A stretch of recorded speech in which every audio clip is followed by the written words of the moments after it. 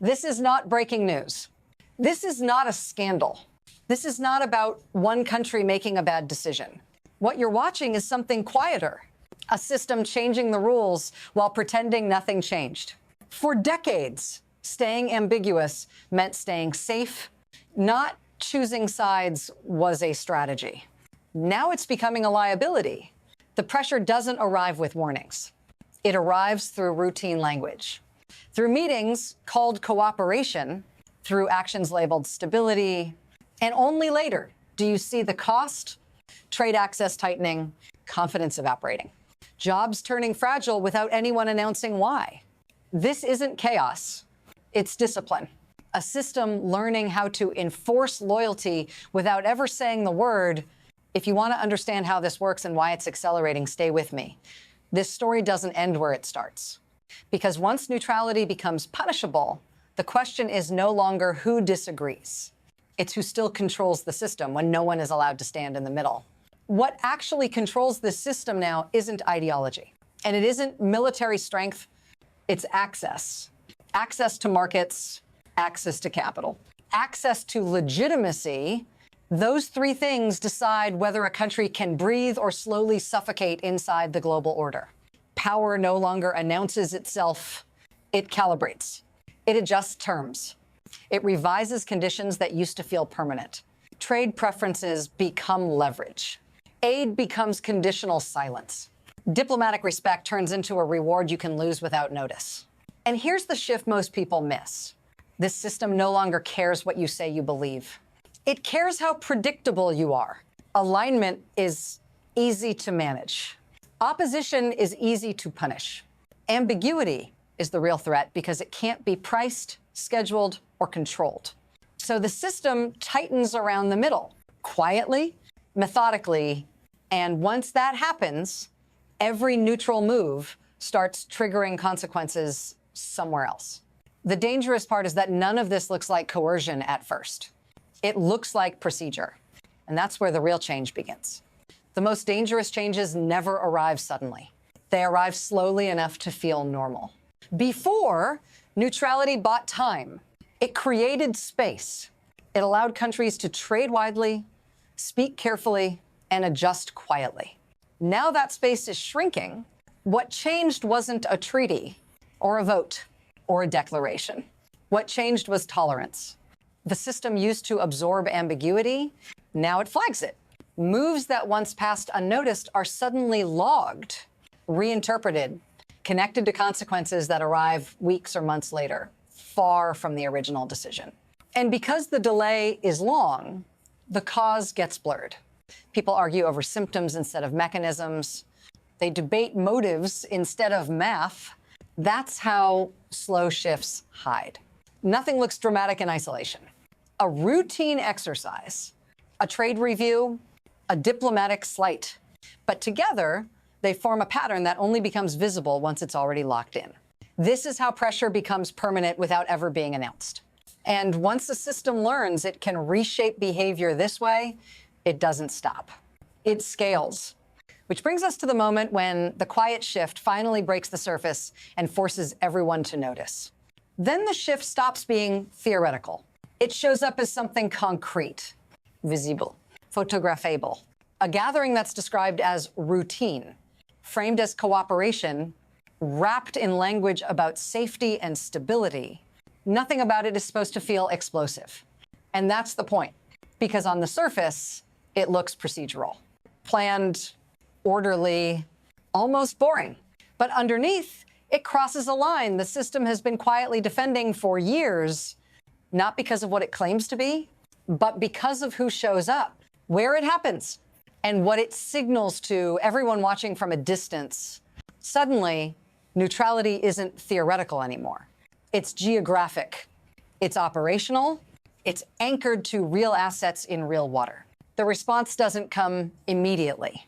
There's no announcement, no press conference declaring consequences, just silence. And that silence is doing work. Because the system never punishes the event itself, it waits. It measures, it calculates the smallest pressure needed to force a correction. If you're still watching, Stay with me, because what comes next isn't about the display you can see. It's about the pressure you don't. And once that pressure starts moving, there's no such thing as a neutral position anymore. Here's the mechanism most people never see. The system doesn't respond emotionally. It responds economically. It asks one question: where does pressure hurt without looking like punishment? And the answer is always the same.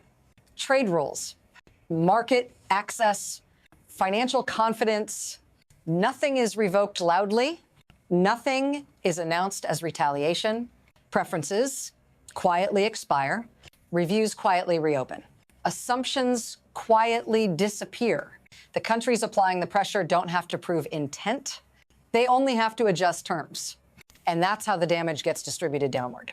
Not to governments first, to workers, to suppliers, to industries that depend on predictability.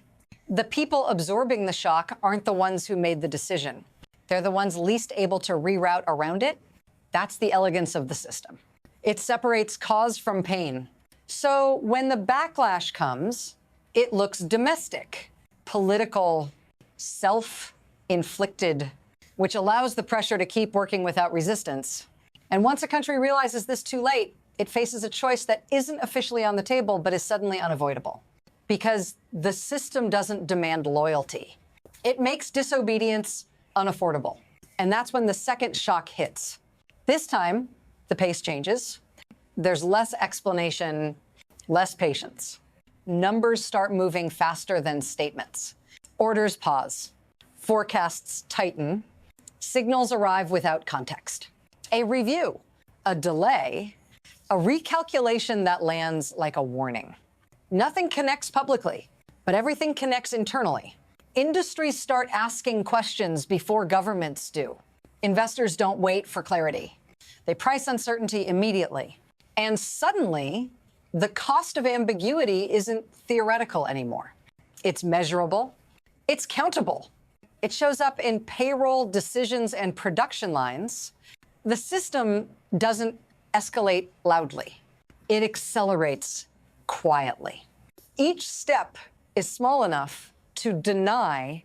Together, they're impossible to ignore. And here's the most dangerous part.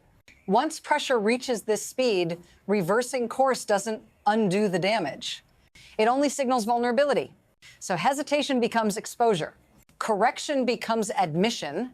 At that point, every option carries risk, and waiting becomes the riskiest move of all. Because when pressure compounds faster than politics can react, the system doesn't need consent anymore.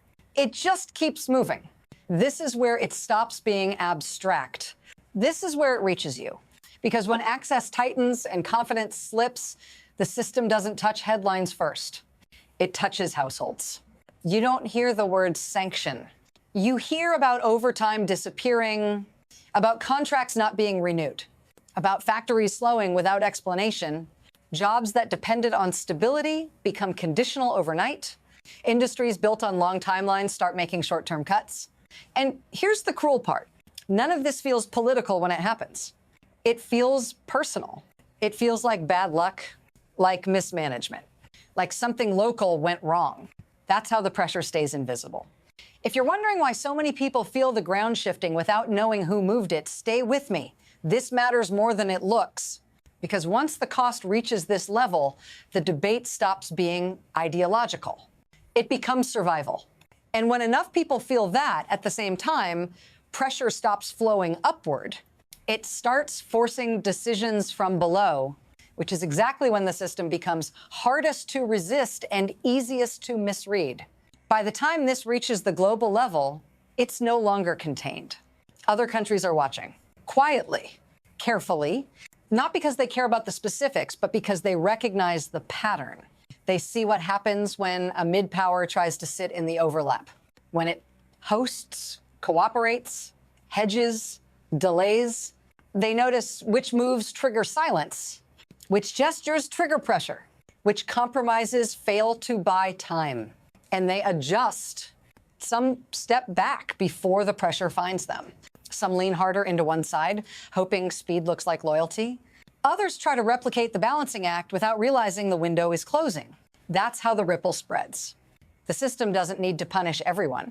It only needs one visible example. Because once the lesson is learned, enforcement becomes self-sustaining. What makes this moment dangerous is that no one is sure how far the realignment goes or where it stops.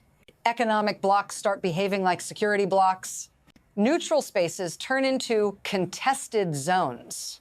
And when that happens, the middle stops being a place you can stand. It becomes a place you fall through. Which brings us to the future everyone is already moving toward, whether they admit it or not.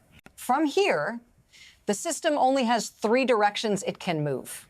The first is adjustment, quiet recalibration, subtle alignment without saying the word. Enough signals to slow the pressure, but not enough to reverse it. The second is erosion, prolonged uncertainty. Markets half open, relationships functional but brittle. A slow leak of jobs, capital, and confidence that never quite becomes a crisis until it does. And then there's rupture, a moment when pressure crosses a threshold. When one move forces an answer that can't be walked back. When ambiguity collapses into choice. None of these paths are clean. None of them are cost-free. And the system doesn't care which one is taken. It adapts to all 3. That's the trap. The future isn't decided by a single decision. It's shaped by how long hesitation is allowed to exist. Because once enough pressure accumulates, even choosing late becomes a form of loss. And that's where we are now. Not at the end of the story, but at the point where acceleration replaces debate, which is why the next part matters more than any conclusion. There's a temptation at moments like this to look for reassurance, to believe the system will soften, that pressure will peak and recede. It won't. What's breaking here isn't a relationship. It's a rule set. The idea that countries can move slowly, that they can hedge indefinitely, that neutrality buys protection, that era is ending not with a declaration, but with enforcement. And the danger isn't collapse. It's normalization. A world where access is conditional, where legitimacy is revocable, where pressure is applied just gently enough to avoid backlash, but hard enough to force behavior. If you think this story is confined to one place, it isn't. If you think it ends with a compromise, it doesn't. This is a preview of how power now disciplines the middle. So if you want to understand what comes next, who adapts, who erodes, and who breaks, stay with this series. Because the next phase isn't louder. It's colder, faster, and much harder to reverse once it fully locks in. This isn't the end of the story. It's the warning most systems give right before they stop allowing alternatives.